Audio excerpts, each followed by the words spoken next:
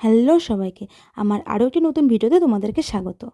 তো আমি চলে এসেছি ৫ টাকার সুপার গ্লে নিয়ে একটি সুন্দর রিয়েলিস্টিক রোজ কীভাবে বানাবে তারই একটি টিউটোরিয়াল নিয়ে। তো তোমরা ভিডিওটা স্কিপ না করে তোমরা শেষ পর্যন্ত দেখতে থাকো।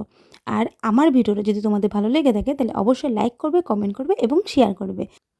আর আমি না এই রোজ বানানোটা দেখেছি একটি ভিডিওর মাধ্যমে, ফেসবুক থেকে একটি ভিডিও দেখে আমার খুব ভালো লেগেছিলো।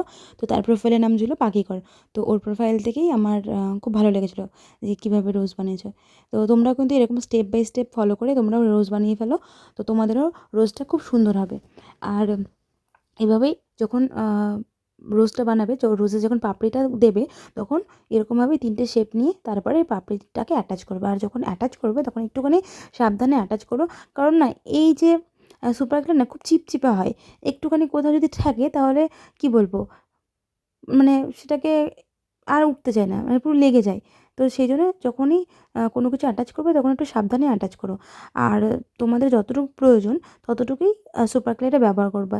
কারণ এটা না মানে কিছুক্ষণ যদি আমি বাইরে রেখে দিই তাহলে কিছুক্ষণ পরে এটা শক্ত হয়ে যায়, আর কাজ করা যায় না পরে। তো যতটুকু প্রয়োজন ততটুকুই তোমরা ব্যবহার করো।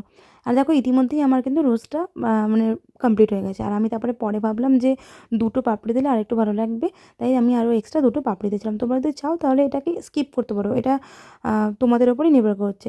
তারপরে ভাবলাম যে একটা কাজ করি, পাতা বানিয়ে নিই। তো সেই জন্য পাতা বানাতে শুরু করে দিয়েছি এবং আমি পেন দিয়ে বেলছি। তোমরা যদি চাও তাহলে স্কেল দিয়েও বেলতে পারো, এটা তোমাদের উপরেই নির্ভর করছে। তারপরে আমি পাতার একটা শেপ দিয়ে দিলাম। তো আমার মনে হলো যে এই পাতার শেপটা দিলেই খুব ভালো লাগবে, তাই আমি এই পাতার শেপটাই দিয়েছি। তোমরা যদি চাও তাহলে অন্য পাতাও দিতে পারো। তো আমি টোটাল এখানে 4টি পাতা অ্যাড করেছিলাম। তো তোমরা অবশ্যই জানিও যে আমার এই ফুলগুলো কেমন লাগলো। আজ এই পর্যন্তই। টাটা।